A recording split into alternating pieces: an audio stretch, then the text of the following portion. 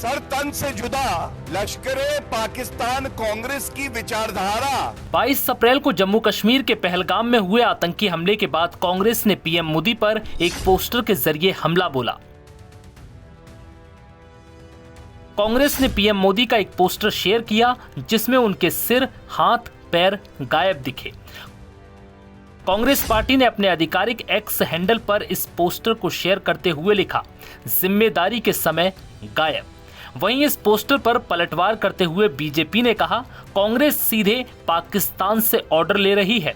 कांग्रेस पाकिस्तान आतंक के deep state की टूल किट बन गई है।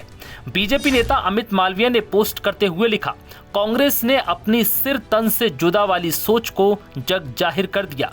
वहीं इस पोस्ट के बाद बीजेपी नेता और प्रवक्ता गौरव भाटिया ने कांग्रेस को पाकिस्तान समर्थित पार्टी लश्कर-ए-पाकिस्तान कांग्रेस बताते हुए जमकर हमला बोला। एक ऐसा कहने को भारतीय राजनीतिक दल भी है जो राष्ट्रीय पार्टी है, जो हमारे बीच में रहता है, लेकिन अगर उसे लश्कर-ए-पाकिस्तान कांग्रेस कहा जाए तो गलत नहीं होगा। और बड़े भारी मन से मैं कहता हूं, यह तस्वीर जो है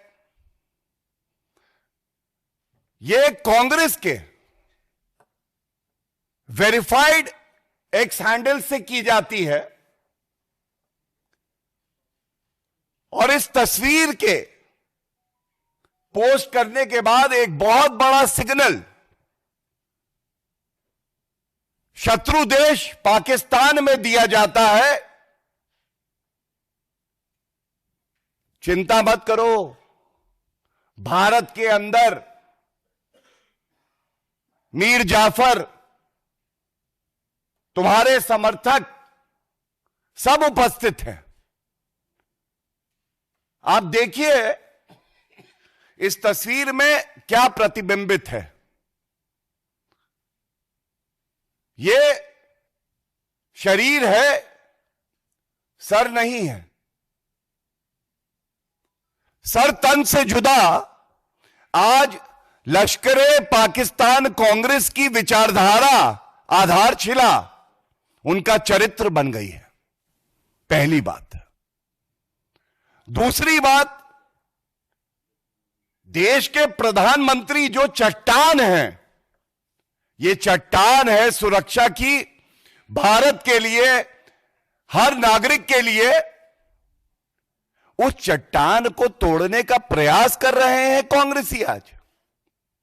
और बड़ी जिम्मेदारी से मैं कहता हूं, जिस लश्कर-ए-पाकिस्तान कांग्रेस में पत्ता नहीं हिलता है बिना राहुल गांधी की सहमति के, राहुल गांधी के कहने पे ऐसे पोस्ट किए जाते हैं जो पूरे देश को शर्मसार तो करते ही हैं, लेकिन पीड़ा देते हैं।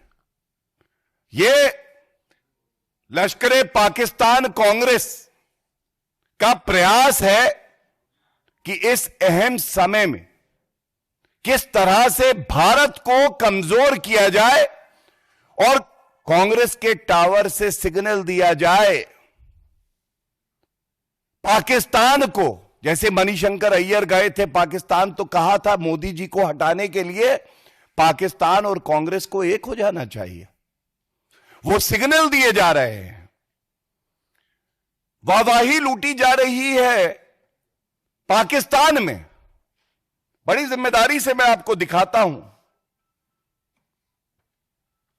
चौधरी फवाद हुसैन मंत्री रहे हैं पाकिस्तान। ये कांग्रेस का एक्स का हैंडल जो है उसको टैग करके लिखते हैं आपत्तिजनक शब्द हमारे देश के लिए, भारत के लिए, प्रधानमंत्री श्री नरेंद्र मोदी जी के लिए। सर तन से जुदा उनकी विचारधारा भी है और कांग्रेस पार्टी की विचारधारा भी है। वहीं कांग्रेस नेता जयराम रमेश ने सर्वदलीय बैठक में पीएम मोदी की गैर मौजूदगी को लेकर निशाना साधा और इसी वजह से इस गायब पोस्टर को सोशल मीडिया पर शेयर करने की बात कही।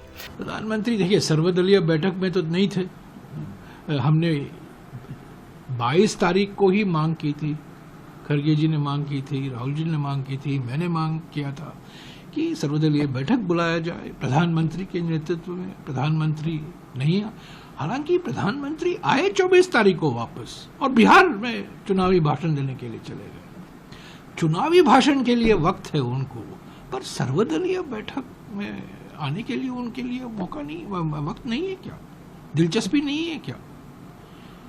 तो और उन्होंने वो मान लिया है, वो नॉन बायोलॉजिकल नहीं है, उन्होंने कह दिया है कि मैं भी ह्यूमन हूँ, मैं भी एक इंसान हूँ। तो आए लोकसभा में, राज्यसभा में बहस में भाग लें, नेतृत्व करें, हमें अवगत कराएं क्या हुआ, कैसे हुआ, क्यों हुआ ये जो क्रूर आतंकवाद हमला।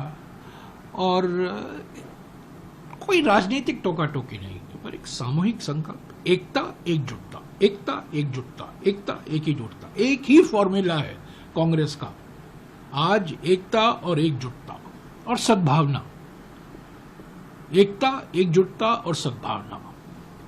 वहीं केंद्रीय मंत्री अनुराग ठाकुर ने कहा कि कांग्रेस पाकिस्तानी प्रेमी है और ये पाकिस्तान के बोल बोलते हैं। कि पहली बात तो ये समझनी होगी कि दुनिया का एक देश ऐसा है जिसकी स्टेट पॉलिसी में टेररिस्ट फंडिंग है, यानी कि आतंकवादियों को धन देने का काम उनकी स्टेट पॉलिसी में आता है, उसका नाम पाकिस्तान है।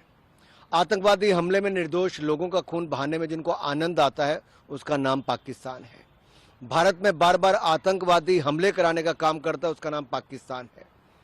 और दूसरे देशों में आतंकवादी हमले पिछले कई वर्षों से करा रहे भारत कुल में, ये पाकिस्तान के मंत्री ने माना है इंटरव्यू में। और पाकिस्तान के रक्षा मंत्री ख्वाजा आसिफ ने खुल्लम खुल्ला धमकी दी है कि भारत के अलग अलग शहरों में वो आतंकवादी हमले करवा सकते हैं। ये गीदड़ भपकी देना बंद करो और ये आतंकवादी हमले और आतंकवाद को समर्थन देना पाकिस्तान बंद करे। पाकिस्तान तो है, भारत ने स्पष्ट कहा है, प्रधानमंत्री जी ने कहा है कि अगर तुम एक बूंद भी खून बहाओगे, हम एक बूंद भी पानी का जाने नहीं देंगे।